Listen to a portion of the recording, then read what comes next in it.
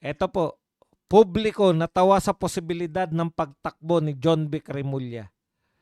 Kasunod ng paglabas ng balita kapansin-pansin sa Facebook post ng ABS-CBN News na una nag-ulat ng pahayag, ang mayorya ng reaksyon ay tila natawa sa ideya. Ito po 846 po, 846 yung nag-thumbs up. 34.1 34,100.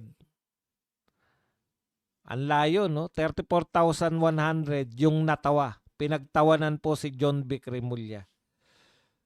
Alam nyo po, eto, baka ipagpapauna ko. Hindi po ako supporter niyan ni Remulla. Okay. Ang sinabi naman niya, tatakbo lang eh. Hindi niya naman sinabi na mananalo siya eh. Iba po yung tatakbo lang at mananalo. Pag sinabi po nila ng kahit sinong politiko ngayon na tatalunin ko si BP Sara sa 2028 election, yun talaga nakakatawa yun. Pero pag sinabi niyang tatakbo, sino ba naman hindi naman po pinagbabawal yung pagtakbo eh. Pero once na sinabi mo na, pag sinabi mo na matatalo ka, matatalo mo si BP Sara, yun talagang, yun ang joke. Yun na talagang joke time. 'Di ba?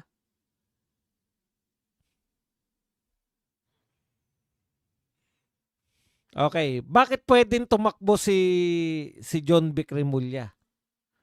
Si Rizal Tiberos nga, gustong tumakbo eh. Wala naman nagsasabing bawal siyang tumakbo. Bakit pwedeng tumakbo si John Vic Remulla? Si Lenny nga, talo na, ilang beses na natalo, tatakbo pa rin eh. Hindi pa pala, isang beses pa lang pala. Natalo na, gusto pang tumakbo eh. Wala namang pumipigil. Kasi kanya-kanya lang pong trip yan. Ngayon, sagutin po natin. Kasi tayo kasing mga pangkaraniwan tao, alam natin nakakatawa yung pagtakbo na wala ka namang kapag-apagasang manalo, di ba? Katawa-tawa sa atin yun. 'Di ba? Kaya natin pinagtatawanan kasi wala naman siyang kapag-apagasang manalo pero nagpipilit pa rin tumakbo. Yan. Walang problema diyan. Nakakatawa talaga yan. Kaya lang, ano po yung purpose minsan ng mga tumatakbo? Para lang ba sila manalo lahat? Hindi po eh. Na-realize ko po yan, sa laki po ng tinatanggap, tumatanggap po sila na, tignan nyo si Erwin Tulfo, ang tinatakbo niya lang po ay senador. Nung tumakbo po si Erwin Tulfo ng senador, yung pong mga yap, ayon po rito sa binalita natin kahapon, nag-donate ng 120 million. Imagine niyo yun. Isang ano lang yun, isang grupo lang yun, magkapatid na yap.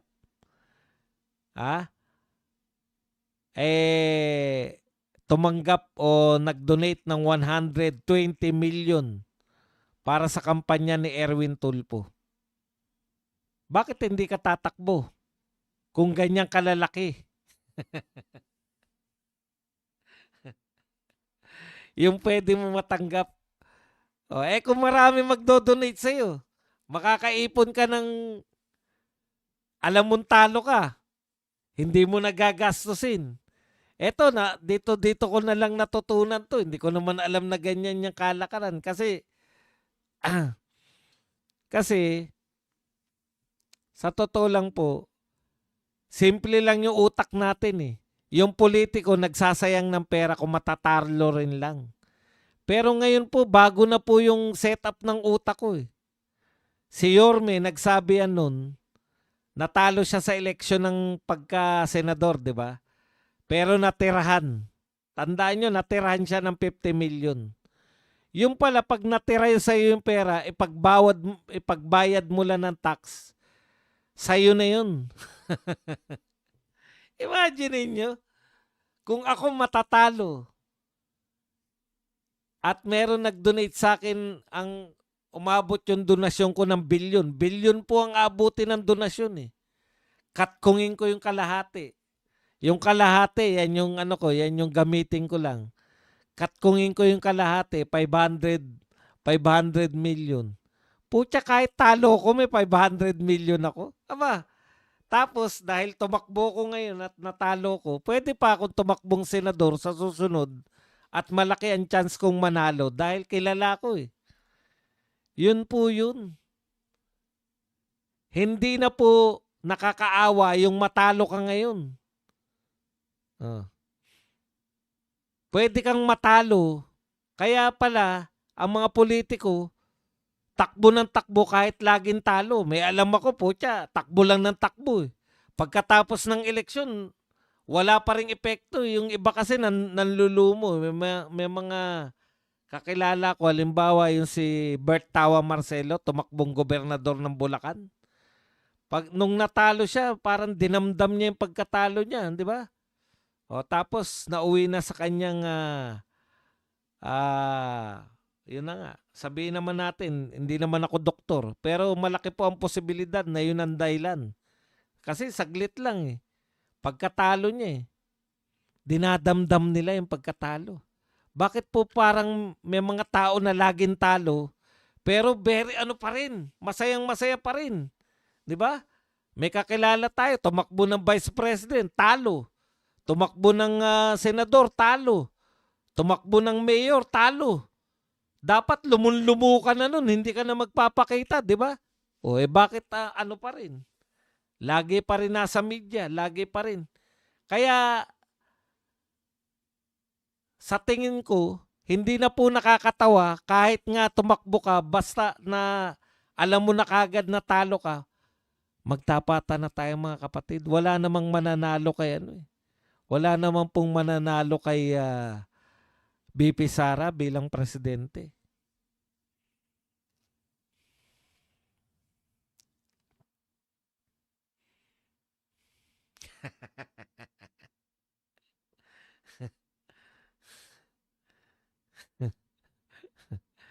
Di ba? Totoo yun. Ang laki po pala ng mga donasyon dyan. Kahit ako eh. Kita mo si Lenny? Tignan yan si Lenny. Pagkatapos, ano mga pronouncement? Lulugo-lugo ba si Lenny? Hindi. Ang mga pronouncement niya, ang ganda na nasimulan natin. Yung pink movement daw, ang ganda daw. Putya, talunan ka eh, ang ganda. Tapos nag-world tour. Pagkatapos matalo, nag-world tour.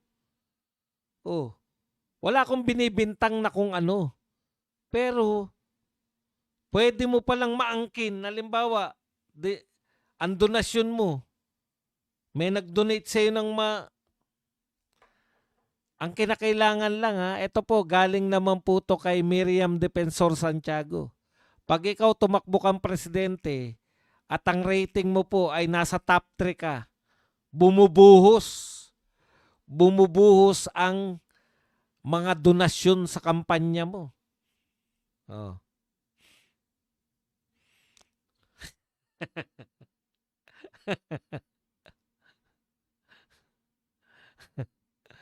Putya kung ganyan, ako, halimbawa kung tatakbo ko at kikita ko ng, dahil hindi naman ako kilala, kumita ko ng 10 milyon, hindi ko kikitain yun sa vlog ng araw-araw. Putya, 10 milyon? Tumakbo lang ako? Ba? Natirahan ako ng 10 milyon? Takbo uli ako.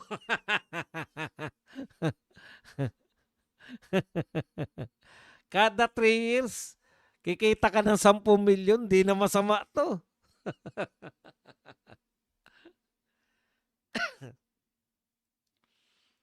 Ngayon, masisisi nyo ba si Remulla?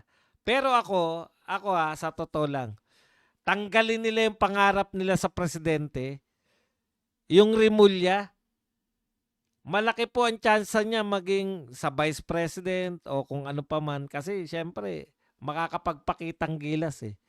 Pwede naman pong makapagpakitang gilas si Remulla. Kahit po presidente, alimbawa natanggap na nila. Hindi kami mananalo kay BP Sara. Ang target ka lang sumekend. Bakit? Bakit target niya lang sumekend? Kasi pag pangalawa ka sa survey, bubuhos yung donasyon, di ba? Okay na yun. Okay na ako ron. Alam ko hindi ko tatalunin. Maging second lang ako. Para pagtakbo ko ng senador sa 2031, malaki ang chance ko manalo senador. Pwede po yan, mga long term po yan eh. Di ba? Long term po ng mga pananaw yan eh.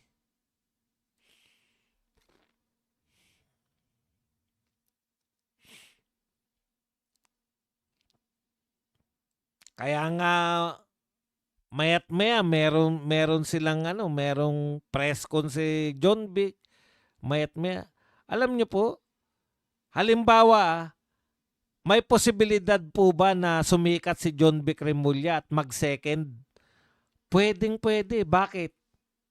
Ipakulong niya lang yung mga mastermind. Pag nagsabwatan silang magkapatid, sabihin nila, Tol, kinakailangan kong sumikat. Sige Tol, ako bahala sa'yo. Kakasuhan natin yung mga totoong mastermind.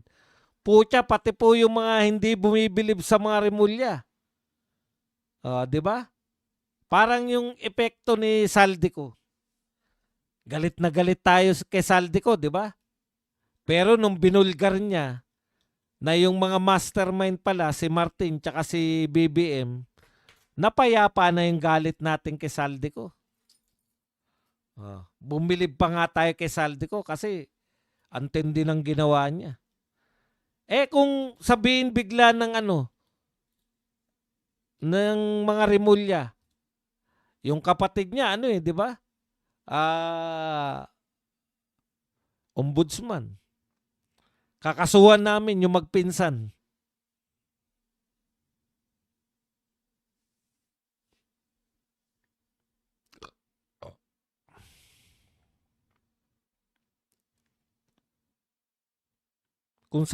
Kung magpinsan yung ipapakulong ng ombudsman, talagang grabe, pati ko hahanga kay Boying at saka dito kay John Vic.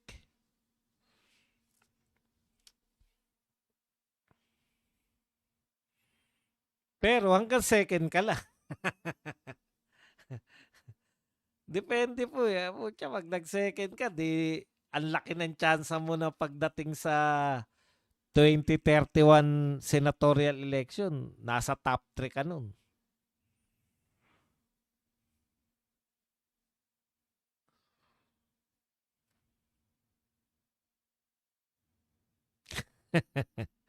Hindi ko po sinasabing mananalo yan ng pagka-presidente, pero pwede po silang magpakitang gilas na magkapatid na Remulla at pwede po silang makakuha ng simpatya sa tao.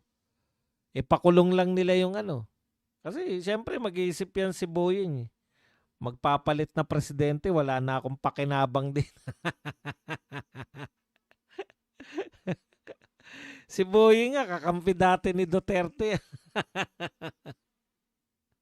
Ngayon, kita nyo na, di ba? Ganun lang naman mga politiko eh. Politiko yan si Boying kahit na eh.